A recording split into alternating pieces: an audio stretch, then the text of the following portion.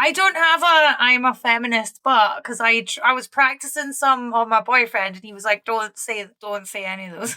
Okay, all right. Well, look, you chip in with any or all, including I'm a feminist, but my boyfriend told me I'm not allowed to say any of these. That is quite unfeminist. My boyfriend told me I'm not allowed to share my I'm a feminist but is the best I'm a feminist but I've ever heard. Okay. I'm going to start. I'm a feminist, but tonight I was late for this recording because I was buying scatter cushions online. Wait, what series colour? of scatter? Well, I'm so glad you've asked, Alison. Are they feminist? The theme like of this show tonight should be scatter cushions. Okay, I'll tell you what happened.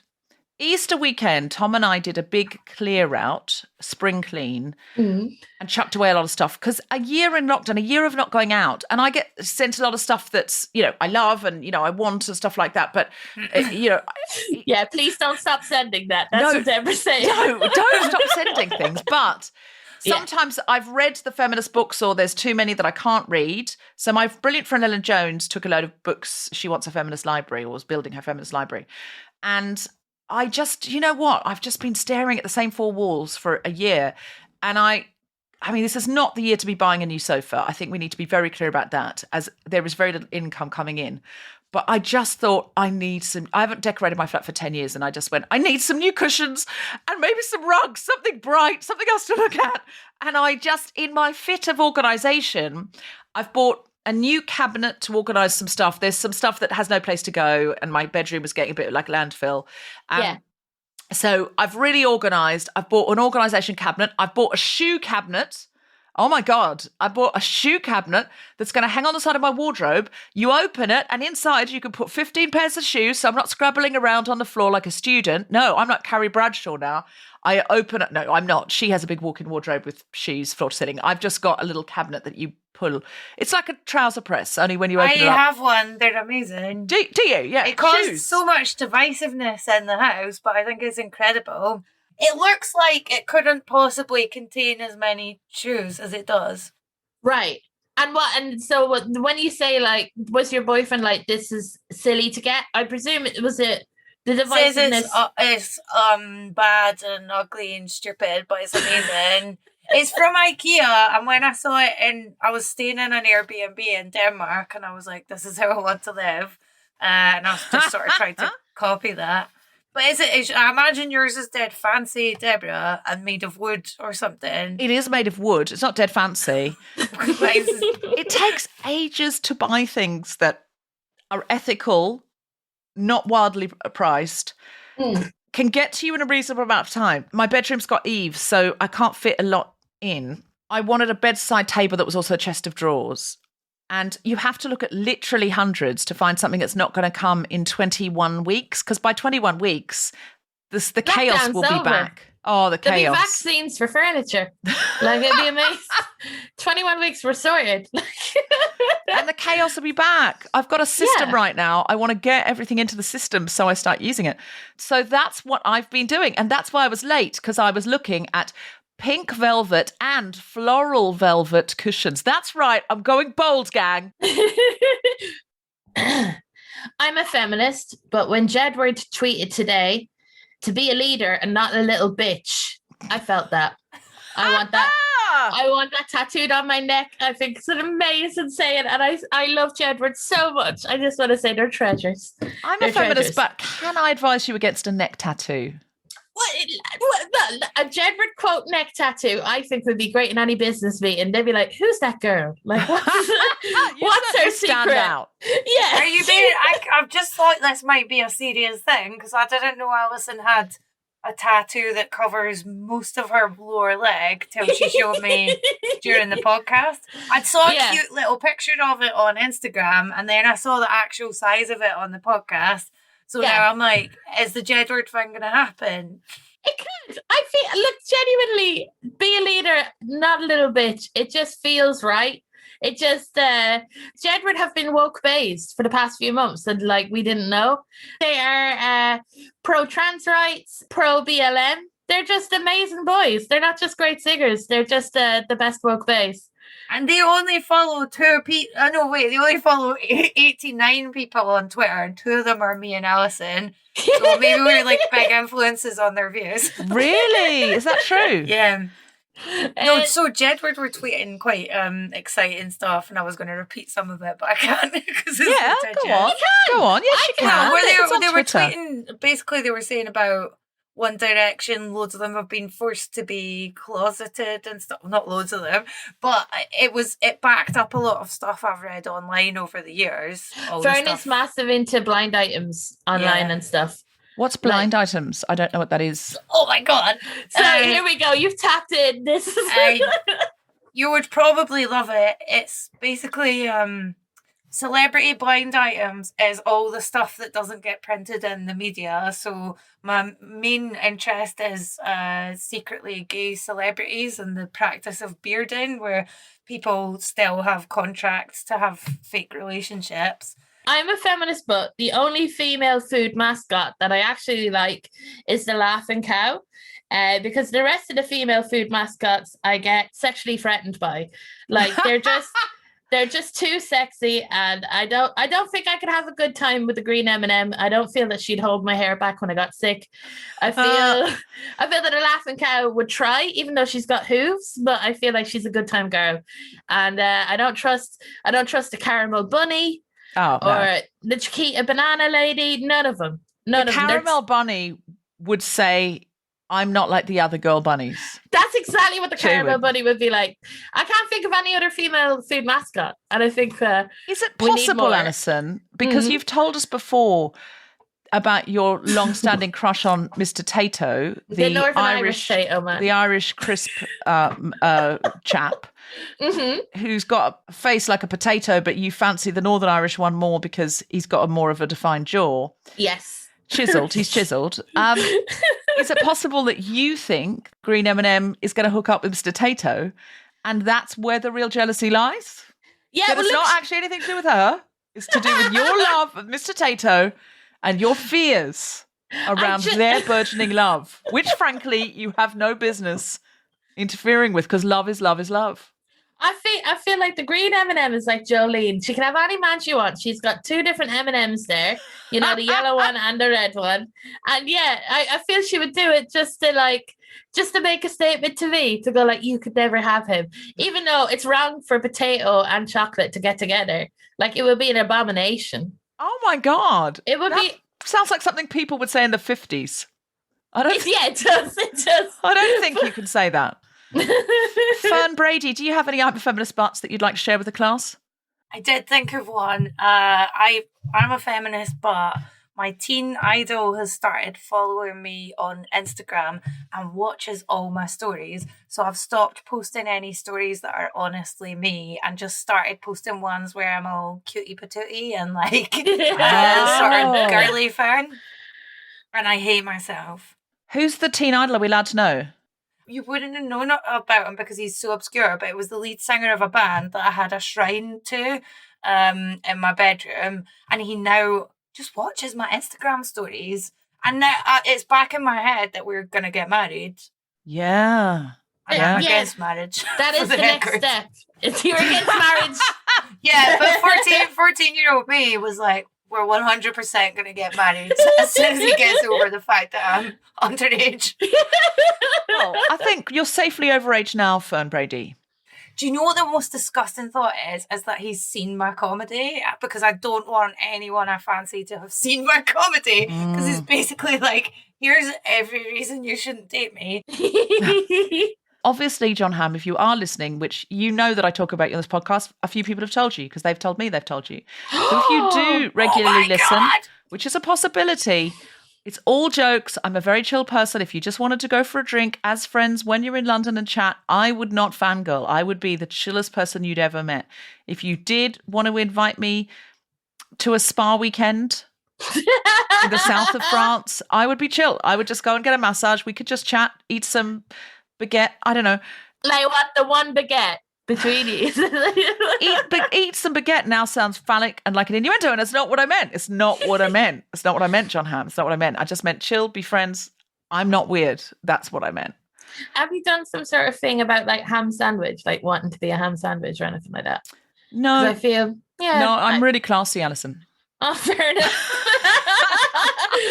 That's you telling John Ham that, isn't it? You're like, psychically, you're going to John, don't meet Alison, mate. Like, she'll do sandwich jokes. No, listen, if you get together with John Ham, you're basically the green M&M to me.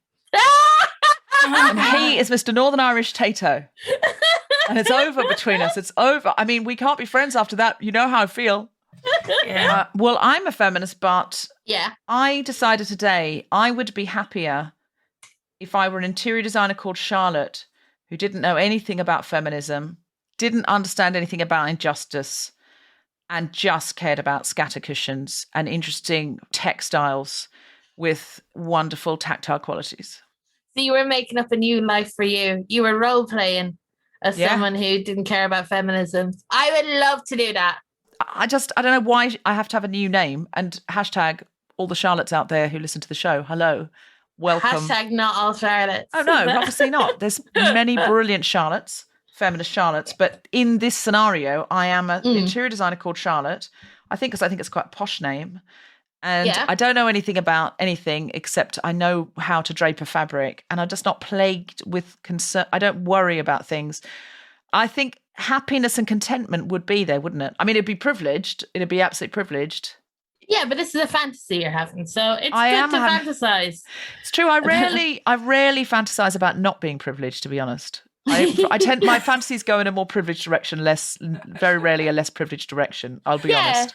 You're not a person in an indie band, because they often, fantasize about being less privileged and then cosplay as like working class people. I was just thinking that. Yeah. The brain. They do that to give, because they want their pasts to have some texture and colour and richness to it. They don't want to be poor right now. I'm a feminist, but my autocorrect is not. Because earlier I texted the word feminist and it turned it into fem idiot. Wow. Yeah. Not inclusive language, firstly. Not inclusive language. And secondly, excuse me, it's like turning it into feminazi. I don't think so. iPhone. I don't think. Also, by the way, I've had this iPhone to the whole of lockdown, and it still half the time doesn't recognise my face with my glasses on. Every time it happens, I think, if you don't know me by now, you ain't ever, etc. You always have to take off your glasses looking into your phone like you're shocked at, in action films where there's an explosion in the distance or there's a big dinosaur eating the skyline. You have to go like that. Yes. That's what I'm doing with my phone all the time, is taking it off in shock. I'm a feminist, but I hate the saying there's a place in hell for women who don't help other women, because I don't like some other women and I don't want to help them. And I should feel okay about that, I feel. It's not real funny, but that's how I feel. No, I understand that. I don't want to go to hell. Well, also, whenever they say there's a special place in hell, I think, is it like a VIP room? Like, it sounds, a special place in hell sounds better than just a place in hell. Like, I know it's meant to sound like a worse place, but it sounds to me special. Maybe that's because you and the person you're not helping are both going to hell and they want to keep you separate. They don't want it to be awkward in hell. They want you to be tortured, but they don't want like social awkwardness. Yeah. I love the idea that the devil's worried about the seating plan. Yeah, I would be if I was the devil. From a variety of bedrooms and kitchens via Zoom, the Spontaneity Shop presents The Guilty Feminist with me, Deborah Frances-White, guest co-host Alison Spittle, and our very special guest, Fern Brady, talking about embarrassment. Woo! Woo! Yeah! This is The Guilty Feminist, the podcast in which we explore our noble goals as 21st century feminists and the hypocrisies and insecurities which undermine them. I'm Deborah Frances-White, with me is Alison Spittle, and we are talking about embarrassment. Woo!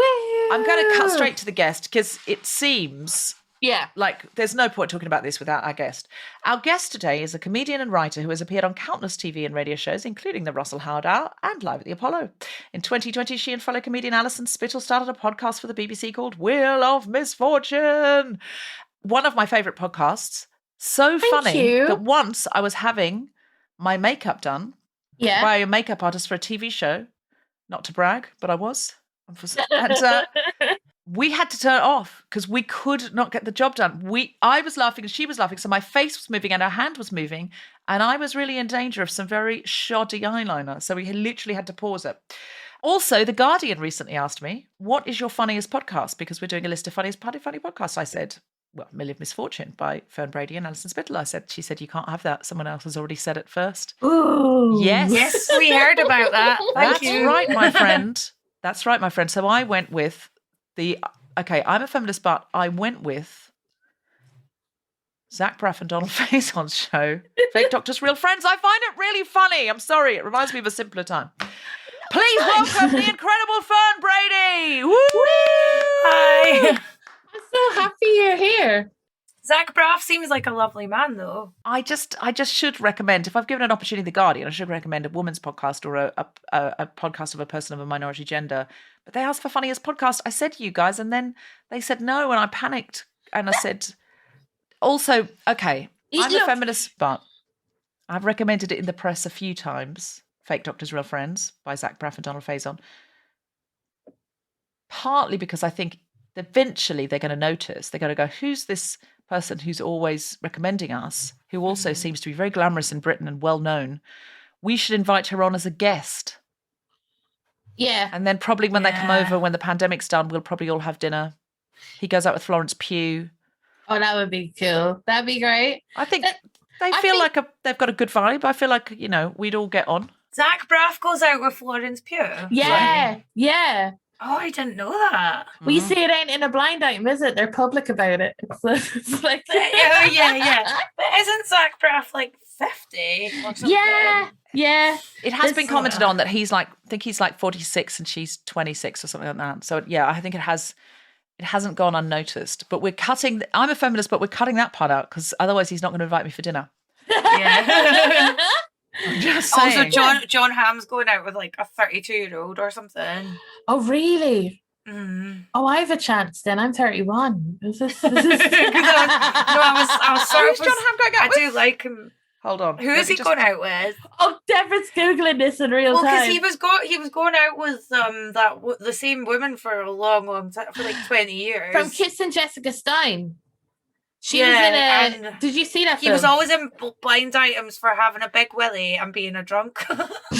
What a wonderful combination. Anna And cheating Osceola. on her as well. That's right, I remember this now. She had a very small part in the last episode ever of Mad Men. As a receptionist, a hippie receptionist. Yes. And now she looks nice. She's 32, he's 49. I think that's fine. Yeah. Yeah, it's fine. It's hard to judge. If I don't see why you wouldn't go out with John Hamm or Zach Braff if you're like over 18. I mean, I'm just thinking, sorry, I still think of myself as 20 and think of older men going out with me as dodgy, but I'm just thinking now, the older you get, it's kind of irrelevant. Yeah. I mean, don't go out with Woody Allen, but, other than that. Yeah. That's a good If rule I for went us. out with a 50-year-old now, that would be okay. I'm 34. Yeah. It would be socially acceptable, yeah. It would be lovely if men did go out with women in their age group. That would be a nice thing, but they're not going to, so let's not hope for it. What I love about your podcast is you just put it all out there. What I think it is very good at is you tell your own embarrassing stories on Theme of the Week. You get your listeners to voice note in their embarrassing stories, and then you have a guest on. I did an embarrassing story. It's just so funny and just so joyful. And what I love about it is it's sort of like shame releasing. So the whole idea of I'm a feminist but is exfoliate the guilt before it becomes shame, because shame is luggage that you have to carry in the body. And if you have got guilt about something, it doesn't actually matter. It's just let it go, expel it, exfoliate it. You're exfoliating shame at a much greater rate than I am. You're penetrating it. Like, it's an acidic peel. It's a real acidic peel. You'd have to go to a licensed practitioner to do what you're doing with shame. It wouldn't be okay. It's not at home, just a bit of grainy stuff that you bought at Boots. Like, it's proper. I really do see the value in it. I see the benefit in going, I'm human, you're human. Very bad, embarrassing things have happened to me. I've done things that I feel ashamed of. I've done things I've never told anyone, things that I've seen, things have happened to me. I said things, like all of those cringy things. It's so human. And I think I've thought for a while that the next stage of feminism is to access the libidinous, lazy, fighting, fucking, feeding human being deep down inside each woman. But that's what I think the appeal of Fleabag was she was unapologetically female and feminine, but it was like the roaring depths, the sort of fight, fuck, feed part of the woman that is human. So it's humanity first and identity second. And I think it's sort of similar stuff that you're accessing on your show. What made you want to come up with it? I don't want to talk for you for it and go like, this is what I think it's about. But what I love about my relationship with Fern and our friendship was kind of built on, this feels like I'm commodifying our friendship, but we are for a podcast. Like we are. I've avoided telling Alison a story because we're going to do it tomorrow on the podcast. It's so like before our voice notes were much more freer and we would say stuff straight away to each other. But now that we have a podcast together, our relationship has changed. And I think that would be a cool thing to talk about on this podcast, because I feel like we've never been interviewed at the same time about our podcast before. It's kind of us, either one of us just talking about. Oh, which one? We had a couple of shite ones. Oh yeah, but this is a good one. This is like so this is why I think myself and Fern like doing our podcast together, or I think we're a good fit. It's weird that the Wheel of Misfortune is one of the only things that I can properly say that I'm very proud of and that I think is a good podcast. I think it's a good product, and it's something that, you know, me and her have come up with each other, and it feels like I've ownership on it and I'm proud of it, and I like that. How long are we friends, Fern? I'd say about like 4 years. I think I met for my first Edinburgh show was 2015, and you had tickets. And I got you some tickets and you didn't come, so that was when I first sort of met you, I think. Got off and then we went for ice cream in Dublin or something. We've all done that at the Edinburgh Festival, though. We've all bought tickets for someone's show and not come. And hers is on at noon. Like, it was very early. Yeah, it's never going to happen. With best intentions, people drink too much at the Edinburgh Festival to wake up and be at a show at noon. I fecked up there. She shouldn't have asked because she didn't even know me. That's true. But like, did you take a free ticket, Alison? Yes, I did. I'm bad for. I'm like, I'm bad, Deborah. It was sold out. Yeah. Sure. Wow. I'm a feminist. It was a 40 seater. So. We haven't got tickets over went that quickly. Yet. It's still held. But I think Fern's really let it go. No, I'm detecting. I really hold on to grudges, and I recall them as if they were yesterday. It's awful. But anyway, this is why I think it's good, because we've laughed about a lot of dark things, like when we've had like deaths or stuff in the family. We laugh about it and really dark stuff. And wretchedness is really funny. I just think human wretchedness is funny. Yeah, I've got to the point where I've had to pretend that we're not recording so that I can get the stories out. Like there's one out in a recent one. I said something about Adrian Chiles, and it's not dirty or anything. Something happened with him. What episode was that? That was Celebrity Cringe. So what had happened? You met Adrian Chiles. He was really nice, but there was something at the back of your head that really kind. Yeah. He sounds amazing. I would love to be Adrian Chiles. He was so kind. Sorry, what were you going to say? Like, my dad is all the time, because my dad's a West Bromwich Albion fan, and Adrian Chiles is a West Bromwich Albion fan, and Frank Skinner is a West Bromwich Albion fan. And he keeps going to me, like, why aren't you meeting up with these people? They could help your career. You both support the same football team. And I'm like, it's not like that, Dad. Like, they can't help me this way. Well, look, I don't want to repeat that Adrian Chiles thinks it, because he'll find out about it. Yeah. And I said that on the pod because I'm in this cupboard. I thought it won't go out on the BBC and it's safe, and then it did go in the edit, and now I'm not going to get to go to his house in Croatia because he gave me his number and was like, if you're ever in Croatia, like, but you will because like I can't. The thing I did was too bad. But all you did was say what a nice person he was all the time. Like, so you did an article years ago referring to Adrian Chiles as not good looking. That was the thing. You said that if a woman looked like Adrian Chiles or the equivalent, that she wouldn't get on television the same way that Adrian Chiles would.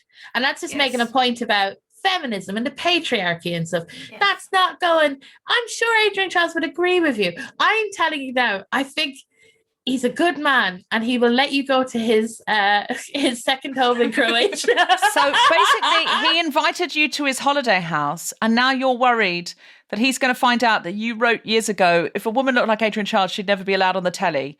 So I was sitting doing the radio with him and I was like, what's the bad thing? What bad thing did I do to Adrian Chiles? Because I haven't met him. And he was like, here, Fern, have another non-alcoholic beer. By the way, I love your stand-up. And he starts referencing specific parts so he wasn't like lying.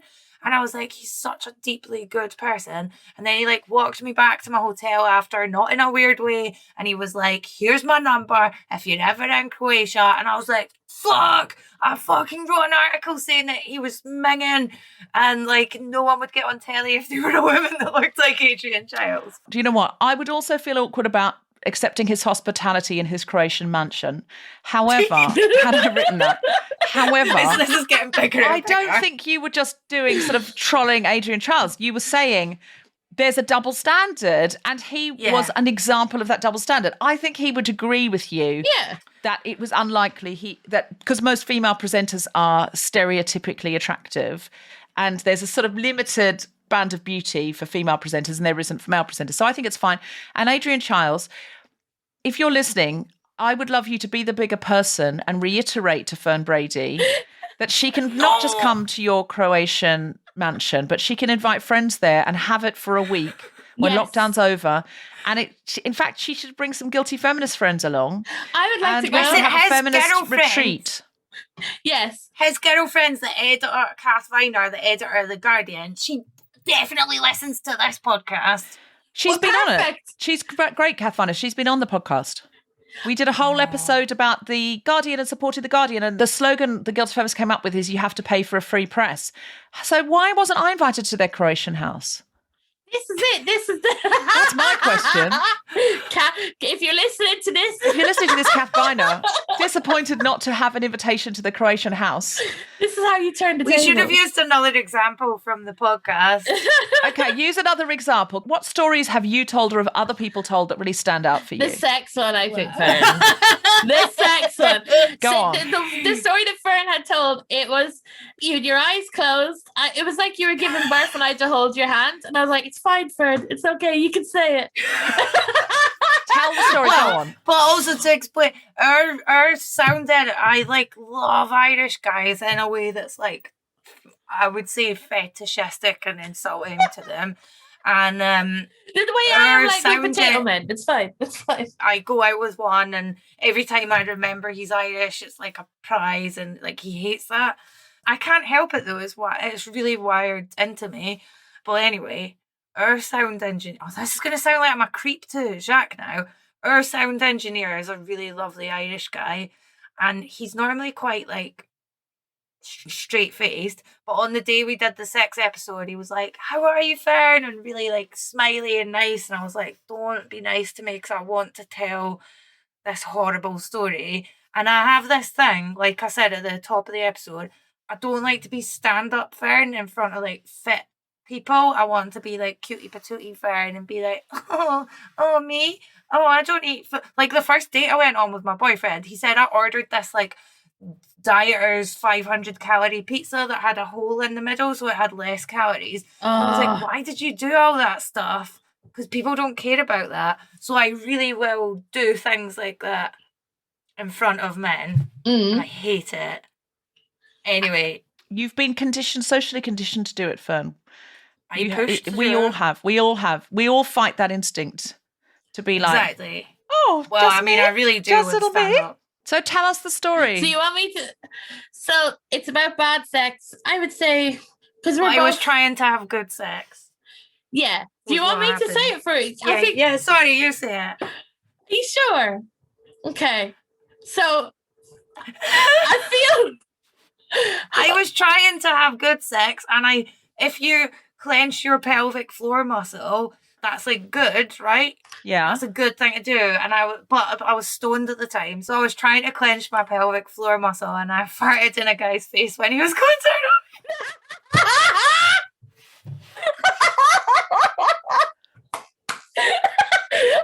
I need to go on further. When I told my boyfriend, he said, "Don't use me on your material," and I was like, "I don't need you." I said, "I've never done it to you." And he was like, "Yeah." So listeners at home, it's been What I love about that story is that it's like you're jumping off a cliff, Fern, and you're going like 2 steps really slow, and then you have to really run for it, so you're like, "I put it in his mouth," like that. It's always so quick. It's like, so I clenched my pelvic floor muscles, and then I put it in his mouth when he went down on me. It's like you're vomiting it out. I'm sorry, Deborah. No, I'm coping. I'm a feminist, but I'm coping. I'm just about coping with this story. I don't like scatology of any sort. I can't help it. I want to be better at this. I want to be better at this. It's patriarchal conditioning that I'm not allowed to laugh at this. But I swear down, like the thing about farting during sex, it's like it is a worst nightmare. It's like, you know what I mean? And it's so possible every time. It's more possible than a shark attack. Yeah. Yeah, I'm as afraid. That's almost certainly true. Yeah, farting during sex is definitely more possible than a shark attack. But yeah, I treat both of them like similarly. Like if I think about that, it fills my heart with fear. You know, I'm just like, no, I can't. But see, that's an example of something that it is quite feminist to talk about, I think, because that will have happened to a lot of people. A lot of people have that fear, but nobody wants to like talk about it. So it's like, if it happens to you, you think, I'm the only person this has ever happened to because I've never heard about it. Yeah. What's your favorite story, Alison, for the podcast that you've told? Well, I think like the worst story I had to tell was like this week, Fern, was about periods. Like, because I've been such a like, I don't know, as a woman, you're brought up never to talk about periods. I kind of feel weird about the whole period thing, that you have to pretend you don't have them. You know, you have to sort it and you have to like hide it from people, and it's all like you're wiping away tears, Fern. I love it. No, I was gonna say, I feel like the friends that we have now, I feel like we're bad people for not using moon cups, but I don't want to use one. No, that's like there's a lot of so the period episode came out, and there's a lot of, we had to do an extra episode on periods because the bad sex, we had so many voicemails on just period sex. Period sex is its own whole thing. Yeah, there's this voice note we get in about this woman having sex and she had a moon cup in it, and I've never like, the imagery that comes up is crazy. But it was amazing. Yeah. But when I was telling my story, and I don't think it is even necessarily like that embarrassing or that crazy, but it is something that like I've compartmentalized fully down into me. It's like there are levels of shame and levels of embarrassment that feel cathartic to talk about. But there are some bits that are just so that you've pushed down so much, like Fern and the farting thing. You know, genuinely, that it feels like physically hard to take it out. Like I couldn't even look at Fern, and it was just about it, and it only happened to me like 2 months ago. I was like on a shoot, and I knew I was on my period, and I fully like I double bagged it. I was protected. I had a tampon and like I can't even say it, and a pad. Right, that's okay. I'm a mature woman. I didn't know that was a thing. What, double bagging it? Like to. Yeah, I'm so clueless. What's double bagging it?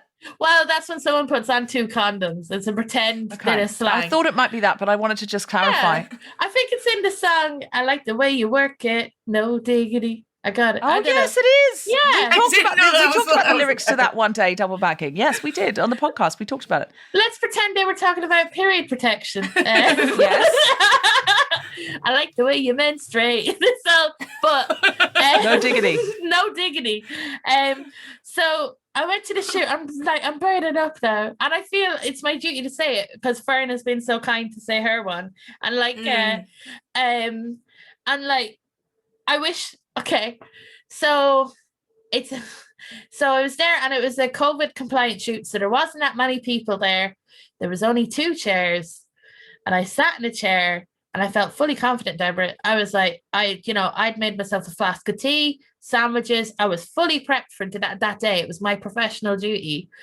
Anyway, got up off the chair, and there it was. Like just it was like the Shroud of Turin, just a big stain left on the director's chair.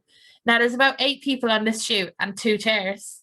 And I ran, I sorted myself out in the toilet. I left my coat on the thing to cover it. Came back, coat was gone. Right? It was just there. No. All through the shoot, I kept trying to cover it. I got hand sanitizer. I got like a half a liter of hand sanitizer. I was trying to wash it off. And each time I covered it up with a coat, came back, it was gone. And I ended up having to tell the producer lady, because I just it's very hard when you tell someone that you've stained their furniture with menstruation. You're really with your vagina. It's very tricky, that conversation. Yeah, you're putting your life into their hands. You're like, I'm giving you this piece of information. Now you could go and tell everyone about this, or you could be the bigger person and keep this to you. And also, like, you know, I'm sorry, but this is not my first rodeo. Like, I just feel at 31, I should not be imprinting myself on stuff. I feel it's such a telltale mark as well. It is. It like, really you could is. have done a real I'm a feminist and I free bleed thing. Yeah. What? At your COVID compliant shoot, I've decided to free bleed. Like, you know who you've hired. My brand is quite clear. Yeah, could you imagine that on a blind items if I ever got famous enough to be like, Alison Spittle free bleeds everywhere? I feel like you would handle it very elegantly, Deborah, and just be like, and people, it would just be okay. How would you handle If I that? free bled? No. I would be tempted to walk away, I think. I would be tempted just to, but I don't know. I don't know what I would do. The right thing to do is what you did, is to go to the producer and go, I'm really sorry. There's been an accident. Someone was killed. The police have come in. They've dealt with the body. The homicide is being dealt with. You don't need to worry about that. I've handled that. The only evidence of this death now is there's some blood on that chair, but I'm sure you can sort that out. You're the producer. That's the right, even as I started to say the right thing to do, I lied. I lied in my example of the right thing to do because I couldn't get it out of my mouth. Yeah, it's not. There's been a homicide of an elf or a leprechaun, a pixie, some small person, and don't worry, the authorities are handling it. But in the meantime, could we get a new chair for the director because there's some elfin blood on it? And quite a lot of hand sanitizer as well. And I was like, I think the people must have known as well, because I was like having conversations with people and just scrubbing like mad, just going, oh yeah, it's great to be out, you know, and just, I was like old time washerwoman kind of thing, just like scraping it with my knuckles. It was horrible. Well, Yeah. you know, that's another example of, I think, this podcast is so funny, but I do think talking about these embarrassing stories, there's a value in it. There is a genuine feminist value in it. The one that I had to stop the podcast because of the laughing was Siobhan McSweeney, who's done this podcast before. She's been on it. She plays Sister Michael in Derry Girls, and she now hosts the Pottery Throwdown. She's a very, very funny person in general. But on your podcast, most people on Wheel of Misfortune will go, so when I was a teenager, this happened. Yeah. Or when I was at university, I got so drunk, I did X, Y, and Z. Siobhan comes on and goes, so it was that interim period of lockdown where we were allowed out for like 6 weeks to go into a bar, but only for business or something like that. And she went, so last Wednesday, I was like, what? Last Wednesday? No, this isn't the game. The game is I was young, I was foolish, youth is wasted on the young. I didn't know what I was doing. I'm a different person now. I've grown, I've changed, I've evolved. And she basically said last Wednesday, I went out with a friend. He said, I've got to get up and get on the Eurostar in the morning, so I cannot have a late one. I can't have a messy one. But I was celebrating a job. And I was like, all right. And he kept saying it like I was the problem. And so I was so annoyed with how he was going, I know what you're like, you'll keep me out. That every time we went to the bar, I ordered another bottle of wine and another really pernicious cocktail, basically, out of sort of rebellious spite that, like, stop going on, stop saying I'm the one that leads you astray. As if to prove his point, she kept getting more and more booze. Until eventually... So he was so drunk. They started chatting to a man. And he said, what do you do? And she said, I'm a school teacher. And her friend turned to her like, you're not. She was just so drunk. And then out of nowhere, a teenager came up obviously a Dairy Girls fan and went, I really love you so much. Can I get a selfie with you? And this man must have been thinking, wow, she must be a brilliant teacher if her students ask for selfies. And she said yes, and then she just fell off. I might be telling this wrongly, but my memory is she just fell off the bar stool and rolled. She rolled out of the bar and she rolled through Soho like a barrel, was her words. And it's hard to explain why it was funny, but it was. When she got home, her friend was with her and he was going, shit, it was like 6 o'clock in the morning or something. He'd lost his phone, he'd lost his Eurostar ticket, which was on the phone. He was like, oh no, I meant to go to Paris, blah, blah, blah, blah, blah. And she just said something like, oh, you'll be grand, or something like that. Something very Irish. Yeah. What did she say? Say something Irish, Alison, that you might say in that circumstance. I'd say you'll be grand is the Irish. I'd say that's it. Yeah. So can I try? I'm going to try that. You'll be grand. That's perfect. That's better than Emily Blunt. That's very good. And then she said, I woke up in the morning, face down on my bed, my coat still on, but nothing else. It was like naked, but a bag. I think a bag that was strapped over her body. But nothing else. That's it. Handbag strapped over her body, nothing else. And I was in tears laughing at the idea of Siobhan rolling out of a bar and then keeping her friend from a job, and because he'd gone, I'm not going out with you because of this. No, it's one quick drink to celebrate my success. We were crying laughing that episode. She's still the funniest. Yeah. Her and Lottie from Bake Off. Lottie's like a comedian. Oh, I love Lottie from Bake Off. I haven't heard that episode. Please tell us, what did Lottie from Bake Off say? It was all about tattoos. So we're doing a tattoo episode. And just the choices that Lottie has made over the years has been hilarious. And because she's a fan of the podcast. So cool. Yeah, she's so cool. But she kind of got it straight away. It's great to have guests like yourself and people that have listened to the podcast and they kind of know the vibe of it, And she was on the vibe. She's an amazing guest to get. She's a fan of the podcast, so she DM'd me and I was like, holy shit. Yeah, and, but she just seems so cool. But yeah, her tattoos are really, really. What were her tattoos? She did Incubus. She's got an Incubus tattoo. Isn't it Incubus lyrics? But they were the wrong lyrics or something like that. Yeah, and she doesn't even like the band that much. She's got a werewolf or a female werewolf tattooed on her. Really beware gothy of the Jedward sayings. Don't tattoo yourself with Jedward tweets. I really feel that's going to date. I'm going to give myself a cooling off period of 2 weeks, all right, and I'll see if I feel the same way. But I mean, be a leader, not a little bitch. No, I know it's unfeminist. I know. I know you're going to get this tattoo, but I'm going to say 2 things. One is Jedward tweets are going to date to the pandemic year. Yeah. And you may not want to remember this year for the rest of your life so prominently. True. Number 2, if you are going to get it, can I beg you to get it sort of on your ankle or a little inside of the arm or even a lower back. Journal. A lower back. I'm going to get a Jedward lower back tattoo. Can you imagine? I'm begging you not to get it on your neck.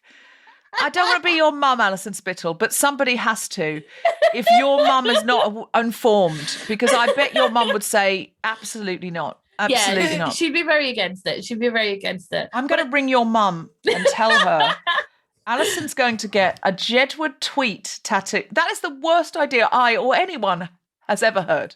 Maybe it's because I've just drank a lot of apple juice and I'm on a bit of a sugar high, but it just feels right. Feels so right. It does. Feels so right. Can you tell us some of the embarrassing stories that listeners have sent in? Oh, the listener voice notes. It's my favorite bit of the podcast because we get to hear the different kind of people that listen to our podcast, and they're very different from each other. It's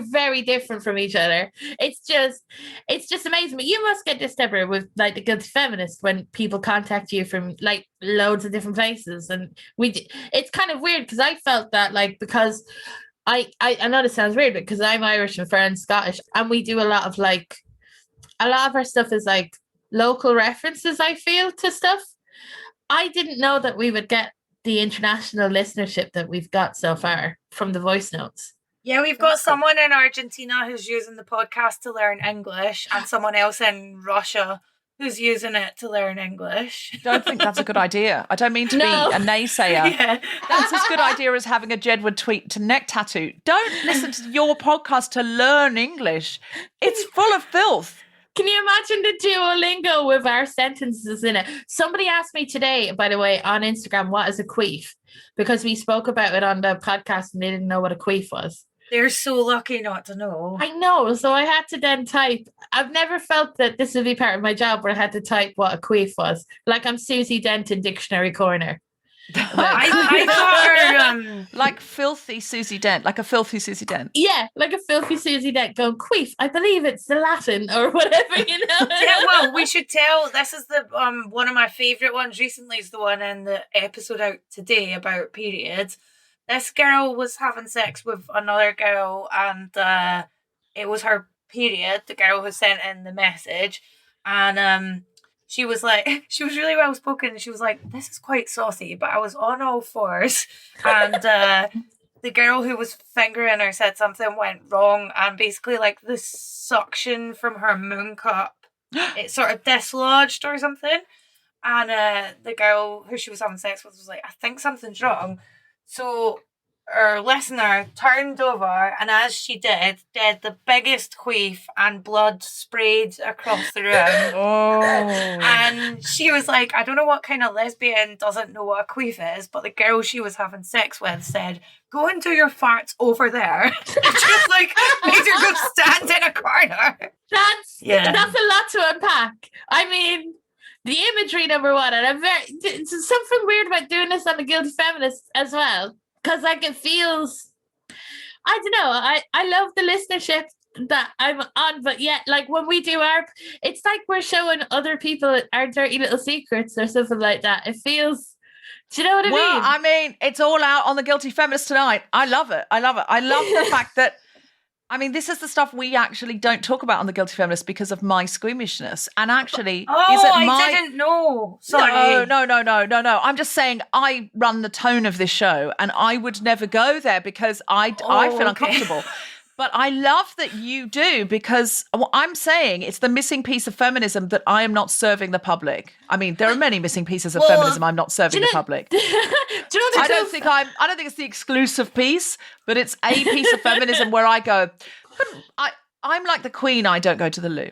But we're not full of shame. Like the thing is, like, you know, when there's other people who are just like, I don't feel shame about this and I don't feel like shame about that.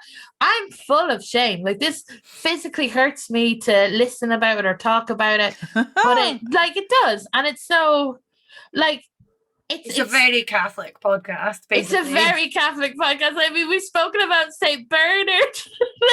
Who's St. Bernard? St. Bernard is this, like, he's my favorite saint. One of his miracles consisted of him praying, and then the Virgin Mary appeared to him and lactated into his mouth. Like, that's a thing that she did. Right. And the depictions of it, like, in art have been amazing, because they don't want to show, like, a mouth up to a nipple, because they would feel that that's overly sexualized.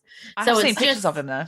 Have you seen pictures of it? Oh, yeah. There's paintings, Renaissance paintings and stuff of him. Yeah, absolutely. She's like a super soaker. I love it. Like, I find it so, like, yeah, I think it's that weird Catholic guilt that we have that, like, and I think I've said this many times before, but there's half the time, I don't know whether, like, sometimes I have to assess myself and go to myself, am I mentally ill, or is this the residual Catholicism in me? Like, that is a question I say to myself all the time. It's hard. I feel like we're kind of free. We're freeing ourselves of shame, but we're not quite free. Would you agree with that, Fern? Well, I was going to say, in terms of talking about the Catholic stuff again and the saints, I did some coursing about the way women were depicted in stories of the saints. I think this was at uni. And they would always make a point of when female saints got cut, they would bleed. They didn't bleed, just milk would come out because they were so pure. So we're kind of undoing all of that by having these queef period blood stories. You were demilking. Well, it's no coincidence that the most popular episode, because I think some people have been like, oh, they just delight in all this disgusting stuff. But yes, we did Daily Mail do an article about us, and that felt so strange.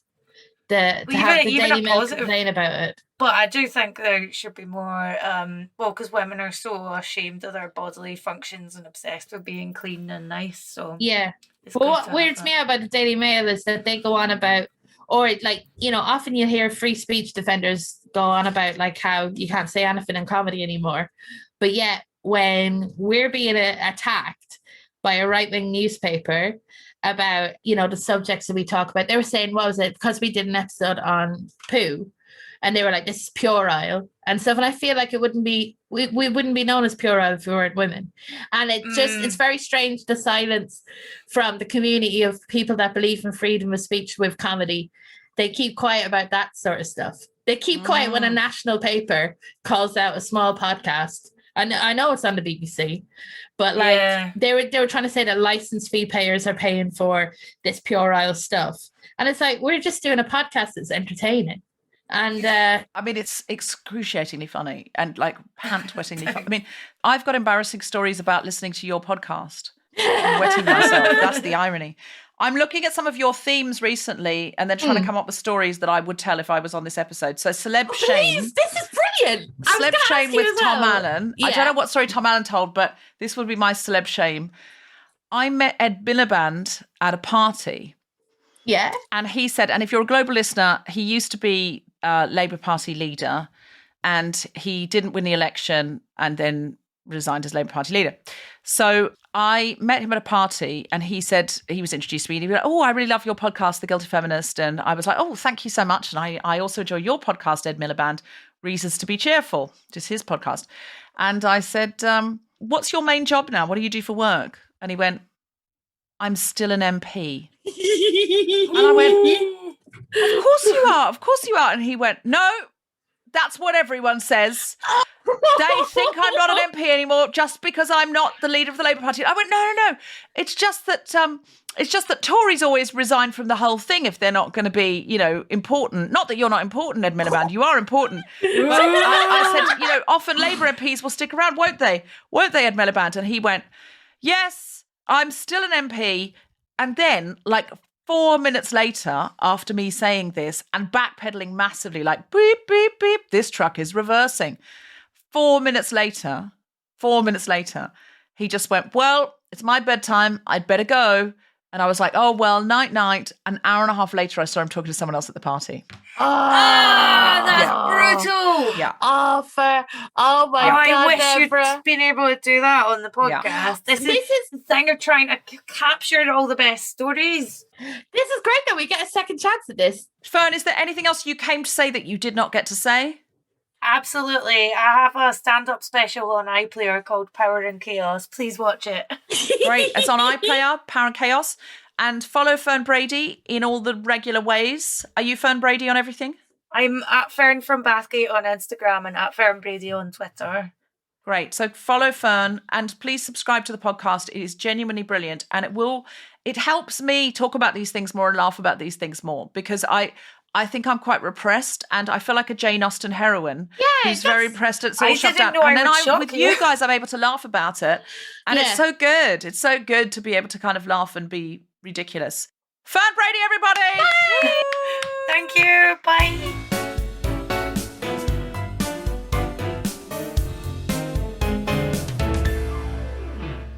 Hello, Guilty Feminists. This is Deborah. Now, like a lot of people, we are deeply concerned about the UK policing bill and what it means for all of us in this country. The part we're focusing on is the clamp down on protests, which will mean that the police can warn protesters that they're being noisy and annoying, which is kind of the definition of a protest, and then make arrests if protesters don't comply or don't hear. I mean, that's really the same thing as saying it will be illegal to protest about anything ever. We need to fight for our right to be noisy and annoying, or accept that we just have to take whatever legislation this government or any subsequent government decides to enact. That's why this is the most important part of this bill for us. If other parts pass, we need to be able to protest about those. You'll be hearing more about this as the bill gets closer to becoming law, but we're kicking off with a live stream emergency episode on Thursday the 29th of April, 7:30 p.m. UK time. I'll be joined by Femi Olawale, Juliet Stevenson, and other special guests. and we'll try and figure out what to do to preserve our right to be noisy and annoying. Now, we are starting a campaign. We've got ideas and we're going to start a campaign. So it would be great if you could be there, friends and family could be there. We are reaching across the political divide on this because anybody who wants their right to speak up needs to be concerned about this if they want to continue to live in a democracy. To get your ticket, go to momenthouse.com/guiltyfeminist and use the promo code PROTEST in caps to get a discounted ticket. If you're a frontline worker, NHS worker, student, teacher, or you're in receipt of benefits or experiencing financial hardship, please join us to defend our right to be #noisy and annoying before it's too late. And finally, as lockdown lifts, it looks as if we are going to be able to record some new episodes in front of real live audiences again. Our first show back with a live but socially distanced audience is going to be Monday the 17th of May, once more at King's Place in London at 7:30 p.m. Get your tickets now by going to kingsplace.co.uk. All of these events and more can be found on our website, guiltyfeminist.com, or check out the links in our show notes. And now, back to the podcast.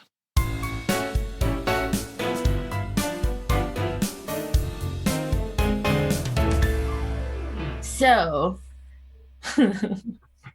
these are thoughts that I've written down in the past little while until I get to do stand-up again. It's exciting for me. So for this lockdown, right, my boyfriend is learning the keyboard and I've developed an eye infection. Like, that is the extent of my creative endeavor. The other day, I put some moisturizer in my eye by accident and it stung quite a bit. And I just thought, why not keep it in just to see how it feels for a little while? Because I just wanted to feel a bit different, which is very effective. Oh yeah, this is it. So I've decided to grow my own food to save money on food. And I've grown carrots and tomatoes and potatoes. And I looked at on my balcony. No. I swear to God, I'm living my real life Farmville dreams. Like, you know, Farmville has just been like taken down. And I was like, I'm just going to go for it real life. So I'm growing stuff on my balcony. And I got like some tomatoes on the go, some strawberries. Wow. It's yeah. And I was like, I'm gonna live off the land, which is my balcony. And I'm gonna save so much money on food. I realized I spent 200 quid on gardening stuff. So that food is not worth it. Like, the supermarket exists for a reason. It's a very good thing. Like, stuff for 50p, you can't beat that. I'm never gonna save money growing stuff. And also, it just gives me an anxiety about stuff dying around me that I didn't think I needed before. You know, I have that with my relatives. I don't need it with stuff I buy, or I'm just worried about them dying all the time. Also, I've taken up like physical activity. I've been doing Zumba online, which has been good fun. I realized before, I was always curious about Zumba. I always wanted to do Zumba, but I was scared because I had heard a rumor that Scientologists are involved in Zumba and that they will try and recruit you through Zumba. So I never did Zumba in the real world. Is that true? Well, you see, I don't think it is. To be honest with you, Deborah, this is the thing with me, right? You could tell me a whiff of a rumor to stop me doing physical activity and I will believe it. You know what I mean? Like, that's my thing. I realized the patriarchy invented walks. Yes, exactly. Like, you know, aerobics is very problematic. I don't know how, but I've heard it is. So I don't do it. And I just realized that, like, number one, I am a person that went into a Scientology office because I had a half an hour to kill and just wanted to see what the videos were like, you know? And so I'm not that afraid of being a Scientologist. That. I thought like, Zumba would recruit me, but going into their office would be fine. I'm fine. I've got a strong, steely mind. I could go into the offices and take the personality test, inverted commas, but Zumba, I don't think so. No, Zumba, I'm sweating. I'm vulnerable. Like, you know, I would do anything probably to stop doing physical activity. Maybe that's what they do. But like, yeah. By the way, I definitely don't know that Scientologists are involved in Zumba, and like, you know, it's just about me believing rumors rather than besmirching Zumba. But I love it online. I love it, and I kind of hate that people are right that exercise does feel good. Like, do you know when you're sweating, you feel the endorphins and you're like, oh, that wanker was right. Because it's always said by a wanker, oh, you feel great. You'll feel great. And I hate it when they're right.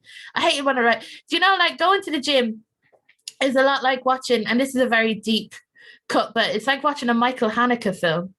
Like Michael Haneke is this Austrian director who every time it's just very intense to watch his films, and I'm all the time like I'm not in the mood to watch it, and then I do it, I watch it, and then I'm like, oh, this is great, I should watch this. I should watch a lot more of his films. It'd be a lot more enriching. But then it is like the gym. You think straight after the gym, you're like, I should do this all the time. And then you're like, oh, I've done my bit, and you don't do it for weeks after. So this is this is how I feel. This is the other thing, Deborah. I realized when I was a kid, I'm still afraid of dying, but when I was a kid, I was afraid of dying, but I thought if I became famous, then I would kind of live forever. Because I used to read like the Encyclopedia Britannica. And I love the biology section where you're reading about people that have done good, or people that have done not even good things, but like big things. And I was like, well, if I do that when I'm older, and if people remember me after I died, then it wouldn't be like I died. But like, to be honest with you, life has hit me hard so much that my expectations for that have gone down. And I think like I would just like a sandwich named after me at this stage. That's what I would like. And the Alison Spittle. The Alison Spittle. What would be on the Alison Spittle? It's a brown demi-baguette roll with cheese, stuffing, chicken. If you're vegetarian, you don't have to have chicken, but it needs to be stuffing, cheese, and coleslaw. That three-way, and it needs to be like hollowed out. And that would be the Alison Spittle. Chicken. Yeah, you have a faux chicken, but I've had it without. I was a vegetarian, and I used to get my my cafeteria to make me that. But that is the Alison Spittle, and that is my role, and that's what I would like to do. I think like you just need to, when you're older, your ambitions go down, and now I just want a role named after me, and it's perfect. If you were a sandwich, what would you be called? What would you be in you, Deborah? John Ham. Hey! Yes. I'm slightly hoping. I talk about Lola's lashes a lot, the magnetic eyelashes, because they've changed my life. Okay. And would you like a sandwich? I can't put on faux lashes, but I can do the magnetic ones with the magnetic eyeliner. And Lola's lashes, I don't work for them, but Grace Petrie now secretly thinks I'm Lola, and I'm pushing my lashes because I talk about them so much. But I'm not. But I'd love Lola's lashes to name a lash the Guilty Feminist. That would be like, I'm a feminist, but I'd rather have fake eyelashes named after me than a sandwich. That's fair. I think that's the most Deborah Frances-White sentence I've ever heard in my life as well. That's beautiful. That's beautiful. The glamour. No, I want the glamour. I want a lipstick named after me. I want a cocktail named after me. I don't really want a sandwich. But I'll take it.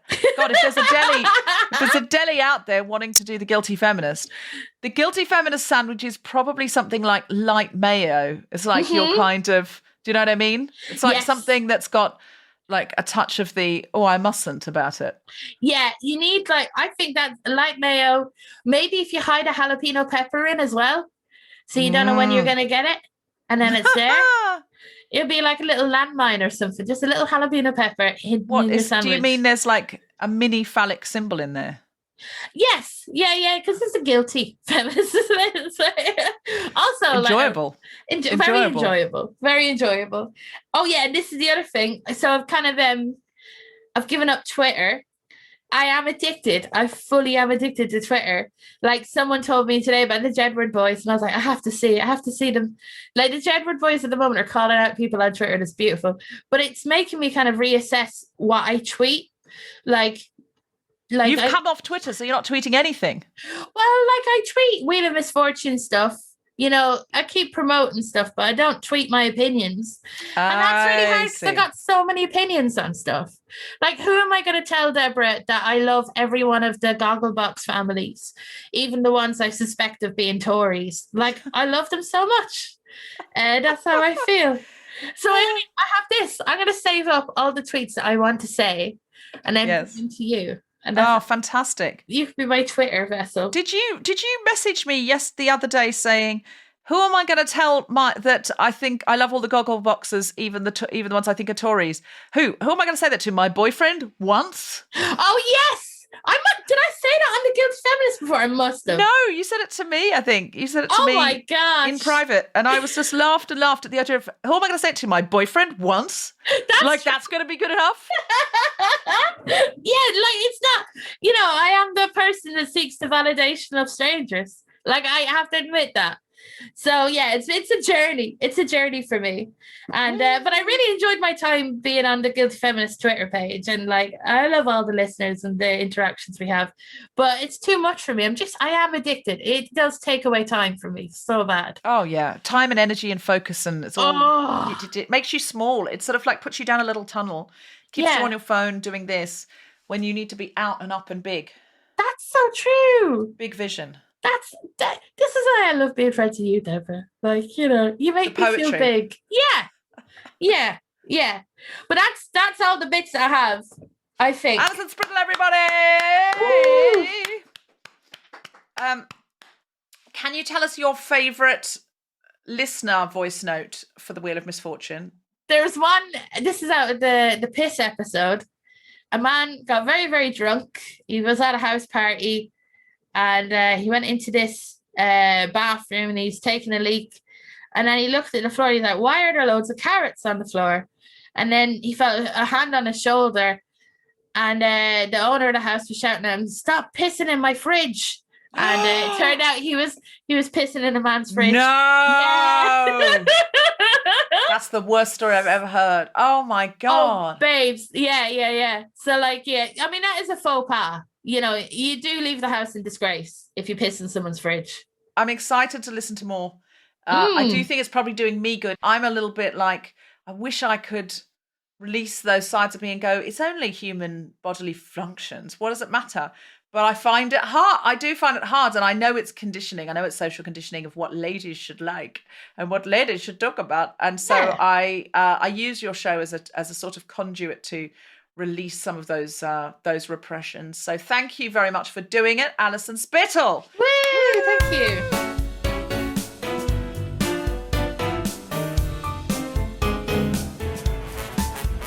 You have been listening to The Guilty Feminist with me, Deborah Frances-White, guest co-host Alison Spittle, and our very special guest, Fern Brady. The Guilty Feminist theme tune was composed by Mark Hodge and produced by Nick Sheldon. The producer was Tom Selitsky for the Spontaneity Shop. Thanks to Rachel Craftman, Gina DCO, and everyone who made this episode happen, as well as all of you for listening. For more information about this and other episodes, visit guiltyfeminist.com.